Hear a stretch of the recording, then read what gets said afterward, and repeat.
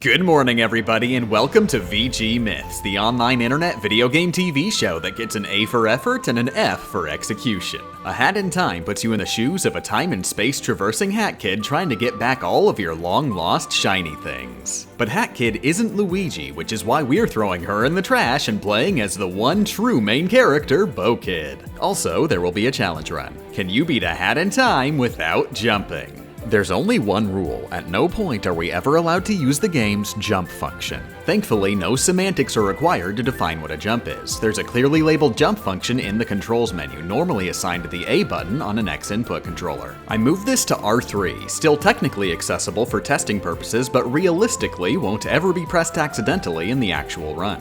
We can do whatever we want with every other button on the controller, completely confident that, according to the laws of physics, no jumps are occurring. Our first order of business is to collect tons of yarn throughout the first level so we can get some helpful hat abilities. This being a platformer, jumping is generally encouraged. You're gonna need some sneaky workarounds to get over even the smallest ledges. The dive button lets us go airborne and gives us a tiny bit of height, but it's nowhere near enough on its own. There's a light parkour system that allows us to run up walls, but you need to hit the wall at a slightly higher elevation than is normally possible with dives. However, if the ground is slightly sloped, you can dive into the wall from uphill, the height difference giving you that slight elevation you need. Of course, you can't hit the wall too high either, otherwise you'll do a ledge grab. Pull-ups are legally a jump, so the only action available is dropping down. Though requiring tons of lengthy detours, ledge finagling like this allows you to traverse almost the entirety of Mafia Town and collect enough yarn to craft the two currently available hats. Then grab the game's first timepiece. Next we move on to timepiece number 2, Barrel Battle.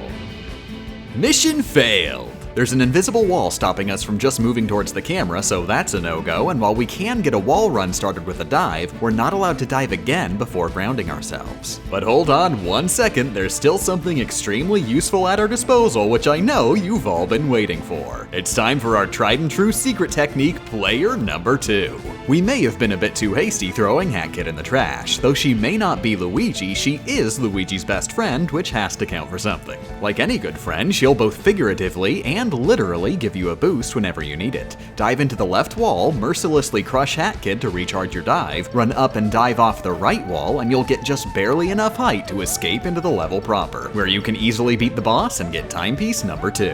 Even with our newfound friendship powers, timepiece number 3 is going to take some doing, requiring us to jump up some fairly distant floating platforms that offer very few height gaining opportunities. I managed to get past the first gap by placing Hat Kid on the outer fence, then bouncing off her before making a dive. Thankfully, we don't have to leave Hat Kid behind. If you exit and re-enter co-op mode, she'll respawn standing directly next to you.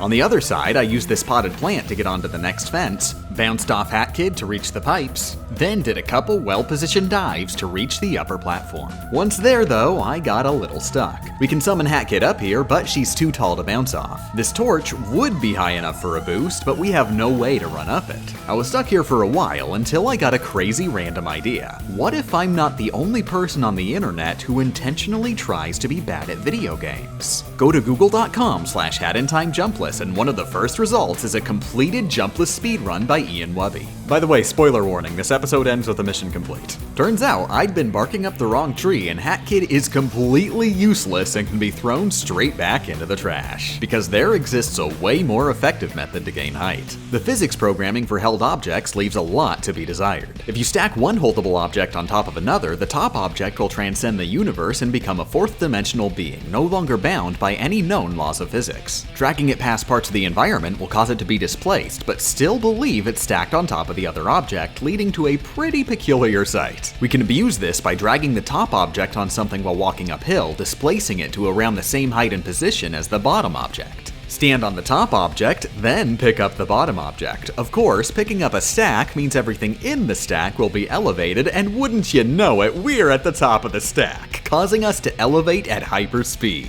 You might think we'd use this to reach the Mafia goon from earlier, and while that is possible, we're instead aiming for one of the air balloons at the edge of the stage. The elevation glitch is extremely difficult to control. If you're not moving in the direction or speed you want, make slight adjustments on the analog stick to reposition yourself and hopefully randomly veer on course. After a few tries, you'll land on the golden prize that makes the rest of this run possible: a single ball of ice yarn. This unlocks the ice hat for crafting, which you're not supposed to have access to until the next chapter. Thankfully, even after crafting the first 2 hats, there's still enough yarn in Mafia Town to craft this one. The ice hat, as normally intended, is a relatively useless ground pound, mostly used for specifically marked bounce pads. But, as anybody familiar with Death Wish is aware, if you briefly tap the hat button, you'll enter but immediately cancel the ground pound animation, giving you some height and upward momentum. This effectively turns the hat button into a de facto jump button, albeit one that is significantly shorter and less versatile. Nevertheless, it allows us to get some good airborne height even on completely flat ground. Heading way back up to that prior roadblock, we can now use the ice hat to bounce off Hat Kid, who I should probably stop throwing in the trash. This ice hat plus Hat Kid combo solves all the distance jumps, but we still need to get up this mighty tall platform. There are invisible walls preventing us from standing directly on the flower beds, but there is a tiny standable area just on the edge. Unfortunately, I still couldn't quite get a wall run started high enough to reach the top. While pounding every button on my controller in frustration, I accidentally found a way up. A fully completed ground pound will launch the other player in whatever direction they're facing. If they happen to be facing a wall, their momentum will be redirected upwards, enough to reach the top of the ledge. Continue as usual over the last 2 gaps to bank the 3rd timepiece. The 4th timepiece down with the Mafia is ludicrously easier than the last 2. There's only one extremely simple platforming room. The rest is on flat ground, including the Mafia boss fight. All his attacks can be dodged with either a small ice hop or hugging a wall. Mash him into mush, put the remains in a jar, and grab that timepiece to officially complete the tutorial. From now on, no singular timepiece is technically required to beat the game. We've got the wiggle room to pick and choose whichever we want, though of course we will want to prioritize the ones that lock other timepieces behind them. Chapter 2 has a lot of timepieces locked behind its earlier levels, so we're heading there first. While there, I highly recommend buying the No Bonk badge, which, as the name implies, prevents you from bonking when diving into walls, and drastically easing your frustration from this point forward. At 7 timepieces, you'll open up Subcon Forest, which I recommend going to immediately. Here you'll be able to craft the Dweller Mask, trick a friendly resident into lightening your inventory of your completely useless soul, and access the Subcon Well. Actually getting inside the well takes some extremely quick and precise ice hat platforming, and the reward is well worth it. Not only will you get 1 more timepiece, you'll also get the Hookshot badge. Tons of timepieces are explicitly locked behind use of the hookshot, and many others are just made way easier. This is also the last piece of our arsenal. The only thing you might not have yet is the time stop hat, which is entirely unnecessary. Every remaining timepiece will have to be gained with your own skill. One particular hazard to look out for on your quest for timepieces are zip lines. If you come into contact with one, you'll automatically stand on it, and turns out being a trapeze artist is a lot easier than they want you to think. There is almost no way off of this thing. You can't use the ice cap or dive. You're expected to jump off. However, you are capable of attacking, and likewise capable of being attacked. If you ever need to get on and off the zipline, for example in the Mafia Town Purple Time Rift, summon in Hat Kid and immediately whack her in the face. She'll get launched off the zipline in the direction you were facing. In this instance, she just needs to enter the vault, which automatically teleports both players to the next area. Or at least it's supposed to. Co-op is really glitchy. You'll come to learn throughout the run that Hat Kid's ability to despawn and respawn at your command is ludicrously useful. If ever you need to do anything particularly risky, like grab something immediately above a zipline, summon in Hat Kid and make her do the dirty work for you. Both players share all items and level progress, so even if she gets herself trapped, you can despawn her and move on. This comes especially useful in the later, highly difficult platforming sections. Despawning and respawning Hat Kid before she falls down a pit prevents her from losing health, effectively giving you infinite retries. Of all the timepieces I collected, the absolute hardest was the Chapter 2 finale award ceremony. Specifically, the second award ceremony in Deadbird Studios' basement. Before heading in, I recommend doing a little bit of prep work. Player 2 is normally not capable of obtaining an umbrella due to a ludicrously tremendous developer oversight. Rather than giving the umbrella to both players, the game will only give an umbrella to the player who appears in the umbrella obtaining cutscene, which defaults to player 1 even if player 1 already has an umbrella. However, if you murder player 1, player 2 will be forced into the cutscene instead, for some reason vampirically absorbing player 1's outfit. With dual umbrellas in hand, we can get back to Deadbird Studio. The first section is littered with zip lines that must be platformed around with absolute precision.